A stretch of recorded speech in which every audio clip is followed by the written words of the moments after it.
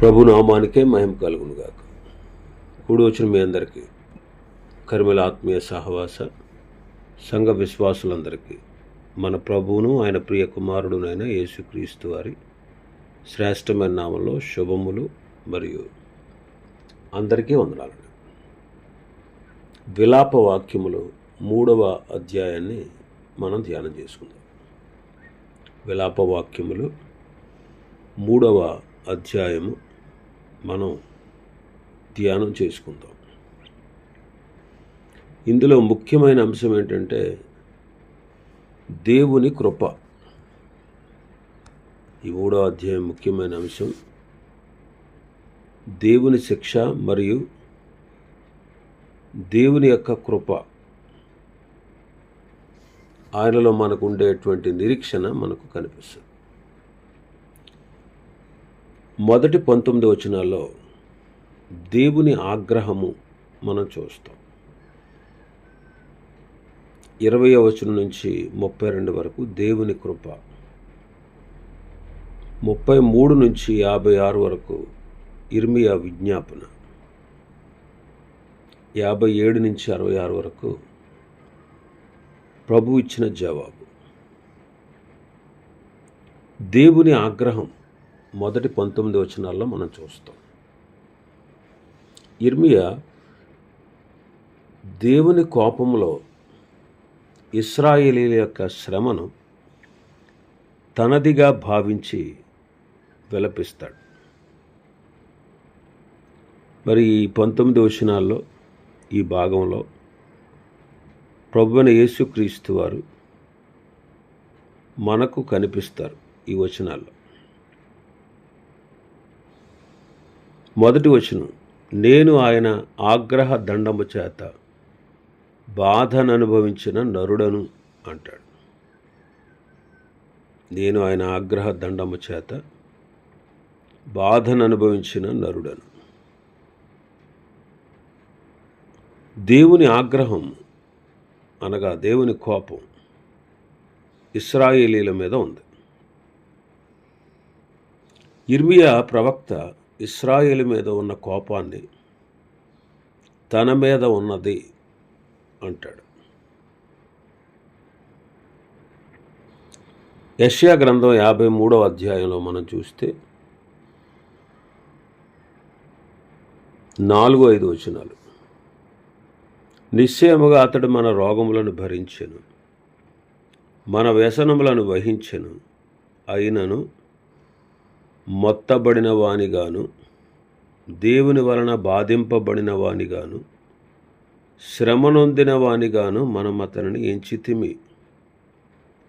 మన అతిక్రమ క్రియలను బట్టి అతడు గాయపరచబడెను, మన దోషములను బట్టి నలుగగొట్టబడెను, మన సమాధానార్థమైన శిక్ష అతని మీద పడెను, అతడు పొందిన దెబ్బల చేత మనకు స్వస్థత కలుగుచున్నది. ఈ వచనాల ప్రకారంగా ప్రభువైన యేసుక్రీస్తు వారు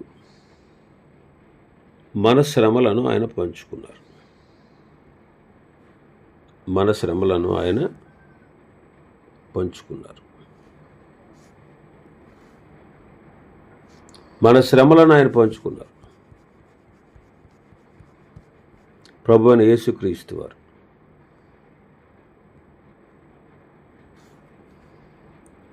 కొరింథీయులకు రాసిన 2వ పత్రిక 5వ అధ్యాయం 21వ వచనం చదివితే, ఎందుకనగా మనం ఆయన యందు దేవుని నీతి అగునట్లు పాపం ఎరుగని ఆయనను మన కోసము పాపముగా చేసెను అని చదువుతాం. మనము దేవుని నీతి అగునట్లు పాపం ఎరగని క్రీస్తు మన కొరకు పాపముగా చేయబడ్డారు. అందుకే భక్తుడు పౌలు గారు అంటాడు, దేవుని పిల్లలైనటువంటి మనం, బలవంతులమైనటువంటి మనం బలహీనుల దౌర్బల్యములను కూడా భరించవలసిన వారంగా ఉన్నాము అంటారు. రోమపత్రిక 15వ అధ్యాయం మొదటి 3 వచనాలు మనం చదివితే, కాగా బలవంతులమైన మనము మనలను మనమే సంతోషపరుచుకొనక బలహీనుల దౌర్బల్యములను భరించుటకు బద్ధులమై ఉన్నాము. తన పొరుగువానికి క్షేమాభివృద్ధి కలుగునట్లు మనలో ప్రతివాడును మేలైన దాని యందు అతనిని సంతోషపరచవలెను. క్రీస్తు కూడా తన్ను తాను సంతోషపరుచుకొనలేదు, కానీ నిన్ను నిందించు వారి నిందలు నా మీద పడెను అని రాయబడి ఉన్నట్లు ఆయనకు సంభవించెను. కాబట్టి ప్రభువైన యేసుక్రీస్తు వారు తనను తాను సంతోషపరుచుకోలేదు. మన భాగంలోకి వస్తే మొదటి వచనం, నేను ఆయన ఆగ్రహ దండము చేత బాధను అనుభవించిన నరుడను. నేను అంటే ఇక్కడ ఇర్మియా. ఆయన ఆగ్రహ దండము చేత బాధను అనుభవించిన నరుడు. అవును, దేవుని ఆగ్రహం, దేవుని కోపం ఇశ్రాయేలీయుల మీద ఉండగా ఆ దేవుని కోపంలో నేను ఉన్నాను అంటున్నాడు. ఆ ఆగ్రహ కోపంలో నేను కూడా ఉన్నాను అంటాడు. యెషయా గ్రంథం 53:5 మనం చదువుతాం. మన అతిక్రమ క్రియలను బట్టి అతడు గాయపరచబడెను, మన దోషములను బట్టి నలగొట్టబడెను. మన సమాధానార్థమైన శిక్ష అతని మీద పడెను, అతడు పొందిన దెబ్బల చేత మనకు స్వస్థత కలుగుచున్నది. ఈ ప్రకారంగా ప్రభువైన యేసుక్రీస్తు వారు మన మీదకి రాబోయిన ఆగ్రహాన్ని కల్వరిలో అనుభవించారు. ఇంకా మన భాగంలో 2వ వచనం చదివితే, ఆయన కటిక చీకటిలోనికి దారితీసి దానిలో నన్ను నడిపించుచున్నాడు. ఆయన కటిక చీకటిలోకి దారితీసి ఆ దారిలో నన్ను నడిపించుచున్నాడు అంటున్నాడు. ప్రభువైన యేసుక్రీస్తు వారు గెత్సెమనే తోటలో నుండి దైవోగ్రత అనే శిలువ వరకు తన రక్తధారలతో ఆయన ప్రయాణం చేశారు, శ్రమలు సహించారు.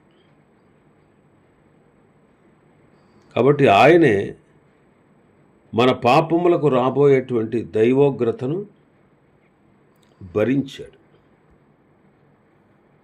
రోమాపత్రిక 4వ అధ్యాయం 25వ వచనం, ఆయన మన అపరాధముల నిమిత్తము అప్పగింపబడి మనము నీతిమంతులముగా తీర్చబడుటకై లేపబడెను అంటారు.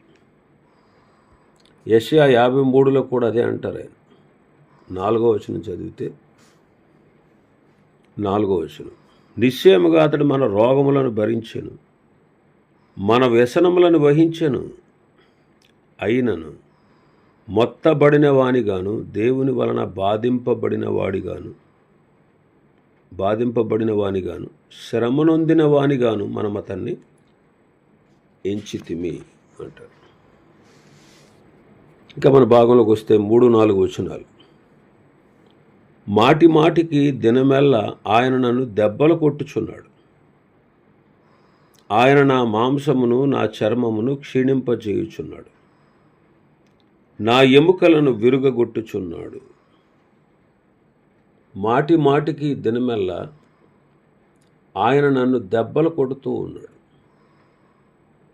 ప్రభువైన యేసుక్రీస్తు వారు కూడా మన పాపములు భరించాడు. ఇక్కడ భక్తుడు అంటాడు, ఆయన నా మాంసమును నా చర్మమును క్షీణింపచేయుచున్నాడు, నా ఎముకలను విరుగగొట్టుచున్నాడు అంట. నా మాంసమును నా చర్మమును క్షీణింపచేశాడు అంటున్నాడు.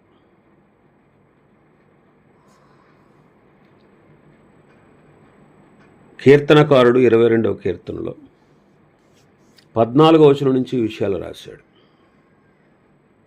నేను నీళ్ల వలె పారబోయబడి ఉన్నాను, నా ఎముకలన్నీ స్థానము తప్పి ఉన్నవి, నా హృదయము నా అంతరంగమందు మైనము వలె కరిగి ఉన్నది, నా బలము ఎండిపోయి చిల్లపెంకు వలె అయ్యింది, నా నాలుక నా దవడను అంటుకుని ఉన్నది.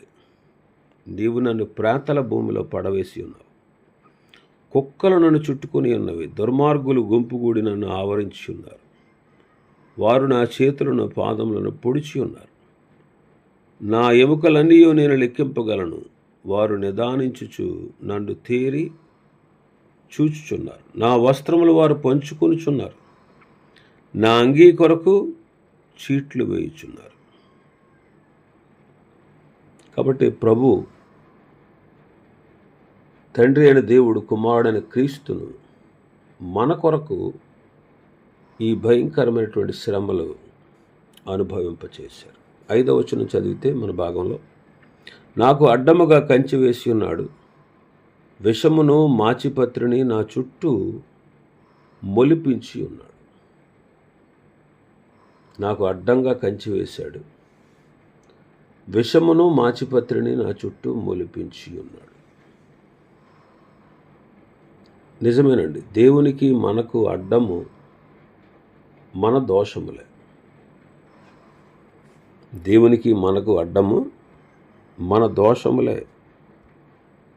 రక్షింపనేరకు ఎండినట్లు యెహోవా హస్తము కురచకాలేదు, విననేరకు ఎండునట్లు ఆయన చెవులు మందము కాలేదు. మీ దోషములు మీకును మీ దేవునికి అడ్డముగా వచ్చెను, మీ పాపములు ఆయన ముఖమును మీకు మరుగుపరచెను గనుక ఆయన ఆలకింపకున్నాడు అంట. కాబట్టి అడ్డముగా కంచి వేశాడు, విషాన్ని మాచిపత్రిని మొలిపించాడు. మానవ జీవితం విషపూరితమైనది. అందుకే రోమాపత్రికలో 3వ అధ్యాయంలో మనం చదువుతాం, 3వ వచనం నుంచి మానవుని యొక్క పరిస్థితి ఏంటో. మానవుని యొక్క పరిస్థితి 11వ వచనం నుంచి చదివితే, రోమాపత్రిక 3:11 నుంచి,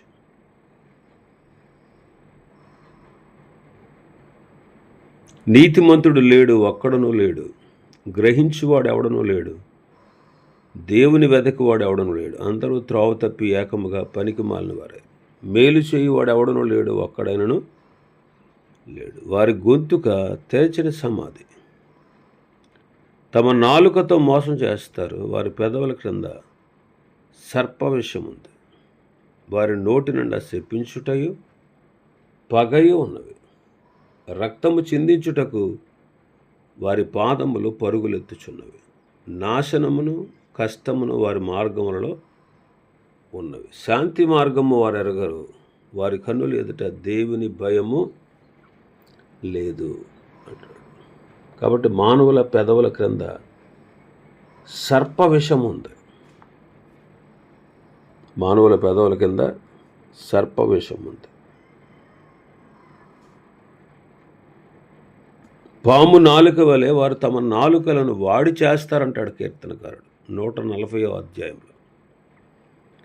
వారి పెదవుల కింద సర్ప విషం ఉన్నది అంటాడు. కాబట్టి దేవుడు అడ్డం వేయడం కాదు, దేవుడు విషాన్ని మాచిపత్రిని చుట్టూ మొలిపించడం కాదు, మానవుడే తన దోషములతో దేవునికి దూరమయ్యాడు, సర్ప విషముతో నిండిపోయాడు. అందుకే ప్రభువు శాస్త్రులు పరిశీలనలు గర్దిస్తూ మత్తయి సువార్త 23వ అధ్యాయంలో, సర్పములారా, సర్ప సంతానమా అని అన్నాడు. ఎవడి సర్పం అంటే సాతాను, అపవాది. వాడి చేతిలో బందీలై మానవులు తమ జీవితాలను వికారం చేసుకున్నారు. ఇంకా 6వ వచనం చదివితే, పూర్వకాలమున చనిపోయిన వారు నివసించినట్లు ఆయన చీకటి గల స్థలములలో నన్ను నివసింపచేసి ఉన్నాడు. చనిపోయిన వారు చీకటిలో నివసిస్తారు. ఆయన నన్ను కూడా అలాంటి స్థితిలోనే, అలాంటి చీకటి గల స్థలముల్లోనే ఉంచాడు అంటున్నాడు. అంటే ఇక్కడ అర్థం ఏంటంటే, ఇశ్రాయేలీలు చనిపోయినట్లుగా ఉన్నారు. అంటే వాళ్ళ చనిపోయిన వారితో సమానం అన్నమాట. ఎందుకని? వారి పాపాలే వారిని శిక్షకు చెరకు అప్పగించాయి. వారి పాపాలు దేవుని ఉగ్రతకు వారిని గురి చేశాయి. కాబట్టి వారు చనిపోయినట్టే. బ్రతికి ఉన్నామన్న పేరు ఉంది, కానీ చనిపోయిన వారు, దేవుని దృష్టిలో ఎన్నికలేని వారు. మనం కూడా ఎలా ఉన్నాం ఒకప్పుడు, మన పరిస్థితి కూడా అంతే. ఎఫెసీ పత్రిక 2వ అధ్యాయం 1వ వచనంలో చదివితే, మీ అపరాధముల చేతను పాపముల చేతను మీరు చచ్చిన వారై ఉండగా ఆయన మిమ్మల్ని క్రీస్తుతో కూడా బ్రతికించెను. కాబట్టి మనం కూడా పాపముల చేత అపరాధముల చేత చచ్చిన వారం, మనల్ని ప్రభు బ్రతికించాడు. ఇంకా మన భాగంలోకి వస్తే 7వ వచనం, ఆయన నా చుట్టూ కంచి వేసి ఉన్నాడు, నేను బయలు వెళ్లకుండానట్లు బరువైన సంకెళ్ళు నాకు వేసి ఉన్నాడు. ఆయన నా చుట్టూ కంచె వేశాడు, నేను బయలు వెళ్లకుండానట్లు బరువైన సంకెళ్ళు నాకు వేశాడు. దేవుని ప్రేమలో బంధింపబడి యిర్మీయా ఇశ్రాయేలీల యొక్క శ్రమలను పంచుకుంటున్నాడు. దేవుని ప్రేమలో ప్రభు అయిన యేసుక్రీస్తు వారు పాపాత్ములమైన మన కొరకు ఆయన ప్రాణం పెట్టాడు. తండ్రి అయిన దేవుని ప్రేమలో ప్రభు అయిన యేసుక్రీస్తు వారు బంధింపబడి ప్రాణం పెట్టారు.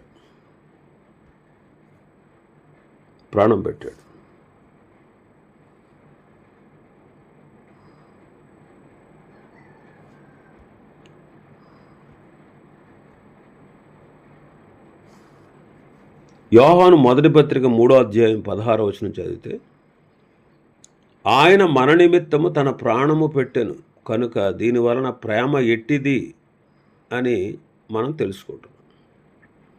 మనము కూడా సహోదరుల నిమిత్తము ప్రాణము పెట్టబద్దులమై ఉన్నాము అంటాడు.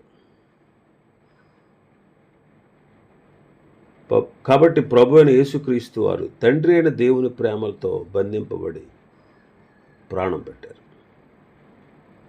కాబట్టి దేవుని ప్రేమ మన హృదయాల్లో ఉండగా, అటువంటి దేవుని ప్రేమలో మనం కూడా బంధించబడి మనము కూడా మన సహోదరుల కొరకు ప్రాణము పెట్టబద్దులమై ఉన్నాము అంటాడు. ఇంకా మన భాగంలోకి వస్తే 8వ వచనం, నేను బతిమాలి మొరలిడినను నా ప్రార్థన వినబడకుండా తన చెవి మూసుకొని ఉన్నాడు. యిర్మీయా ప్రార్థన ప్రభువు వినేటట్లుగా లేడు.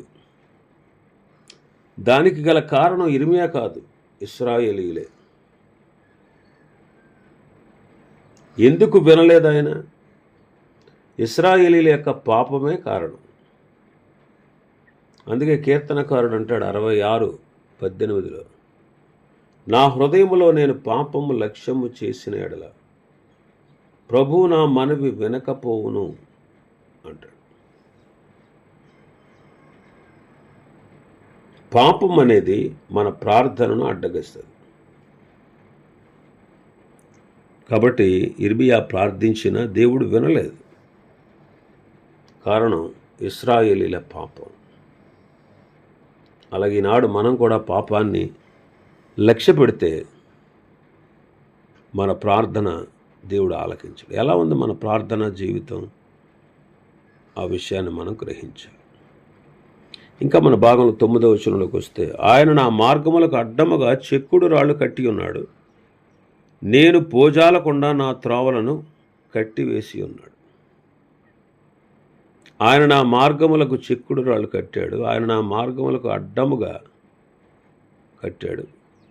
ఇక్కడ చెక్కుడు రాళ్ళు పాపాన్ని సూచిస్తూ ఉన్నాయి. ఇశ్రాయేలీలు పాపాన్ని చిక్కుకున్నారు. చెక్కుడు రాళ్ళను ఇక్కడ చూపిస్తూ ఉన్నాడు. ఈనాడు క్రైస్తవ జీవితంలో, క్రైస్తవులలో రహస్య పాపాలు కూడా ఉన్నాయి. అవి మంచివి కాదు. కాబట్టి బహిరంగ పాపాలే కాదు, రహస్య పాపాలు.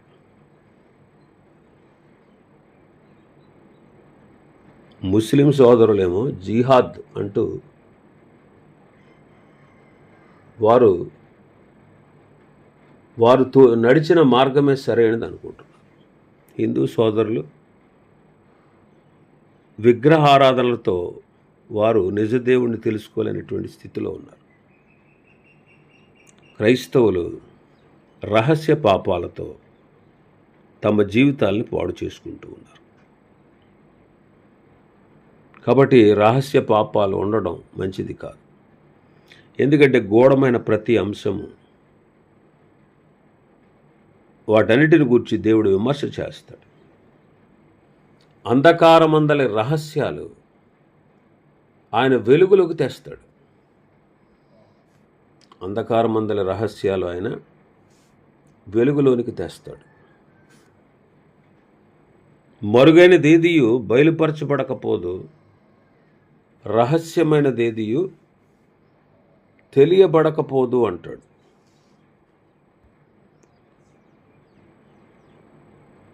కాబట్టి మన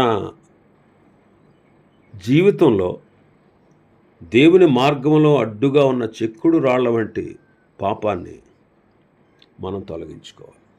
ఒక 10వ వచనం మనం చదివితే, 10వ వచనం, నా ప్రాణమునకు ఆయన పొంచి ఉన్న ఎలుగుబంటి వలె ఉన్నాడు, చాటైన చోటులలో నుండి సింహం వలె ఉన్నాడు. ఎలుగుబంటి, సింహం. ప్రభువు ఇర్మియా దృష్టికి ఎలుగుబంటి వలె, సింహం వలె ఉన్నాడు. ఇశ్రాయేలుపైన శత్రురాజులు కూడా వారి యొక్క స్వభావం ఎలా ఉందంటే, శత్రువుల యొక్క స్వభావం జంతువుల స్వభావం లాగా ఉంది.